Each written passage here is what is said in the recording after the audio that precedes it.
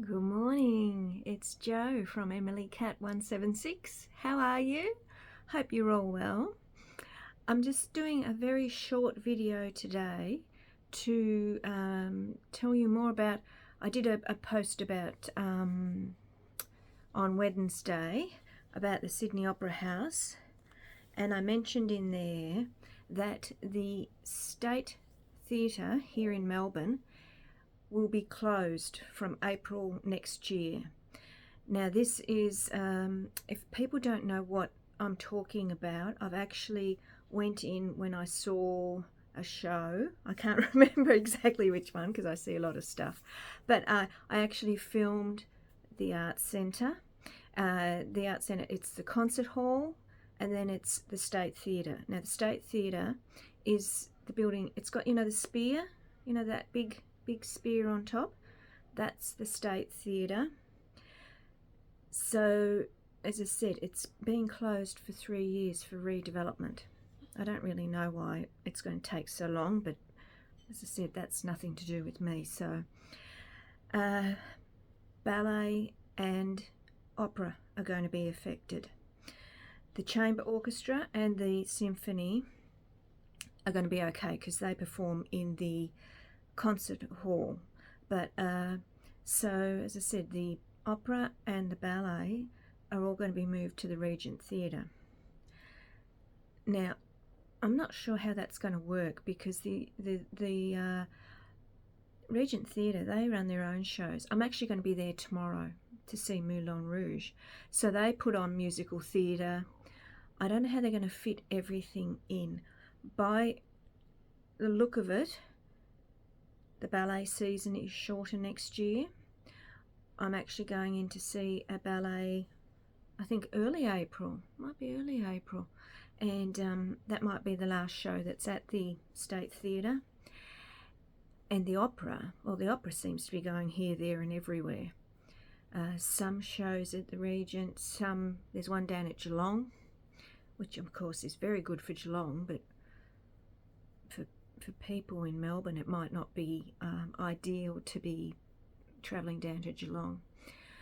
So because I looked at, I wanted to see Miss Saigon with, I think her name's Sarah Brightman, the English singer.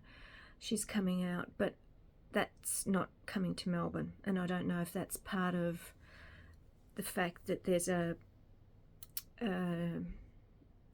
shorter season. I don't know if it's shorter, but opera in particular, if you look at Australian opera for next year, as I said, they are everywhere. So I'm hoping that next year is a bit of a, they're settling in, and then that's 2024, and then in 2025 hopefully the full season of the Australian ballet and the Australian opera are running smoothly. But I mean, in the meantime, and this is really what I wanted to talk to you about, maybe this is going to be a good opportunity for people to actually see their state-based companies. There is a Victorian State Ballet and there is a Melbourne Opera.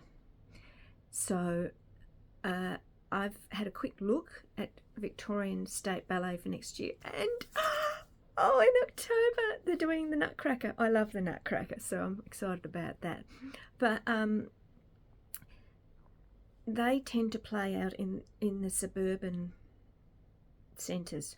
I've seen productions that Victorian State Ballet have put on at the Drum Theatre in Dandenong. So, and I've signed up for the Melbourne Opera email.